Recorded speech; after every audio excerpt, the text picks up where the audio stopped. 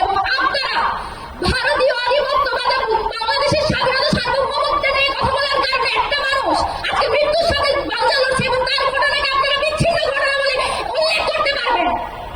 Secondly, এই interim government কিছুদিন পরে আমাদের ইলেকশন, সেই ইলেকশন যে তারা করবে ঠিকঠাক মতো, যেখানে তারা বলছে উসমান হাদির ঘটনা একটা বিচ্ছিন্ন ঘটনা, এখানে প্রত্যেকটা রাজনৈতিক দল বসে আছে, এখানে কার জীবনের নিরাপত্তা আছে, কতটুকু তারা নিরাপত্তা নিশ্চিত করেছে, তারা সেই প্রশ্নের জবাব দিক।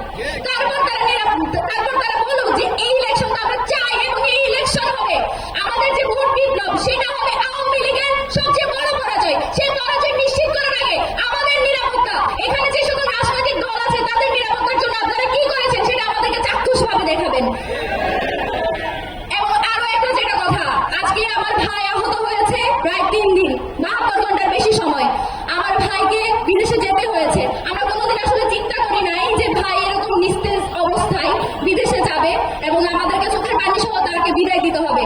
আমাদের বিশ্বাস ছিল যে ভাই রাষ্ট্রীয় সফরে এমপি হওয়ার পর বিদেশে যাবে, আমরা তাদের কাছে বিভিন্ন জিনিস উপহার আনার জন্য তার কাছে আমরা হাসি মুখে চাইতাম। আজকে আমার ভাইকে এভাবে বিদায় দিতে হয়েছে। এখনো পর্যন্ত যে সকল অপরাধী অপরাধ সংঘটিত করেছে, এবং খুব স্পষ্টভাবে একটা কথা আমরা ইনকিলাব মঞ্চ থেকে জানাই, এখানে কিন্তু কোনো একক বা 2 জন শুটার এখানে কিন্তু ইনভলভ না, এখানে কিন্তু পুরো সিন্ডিকেট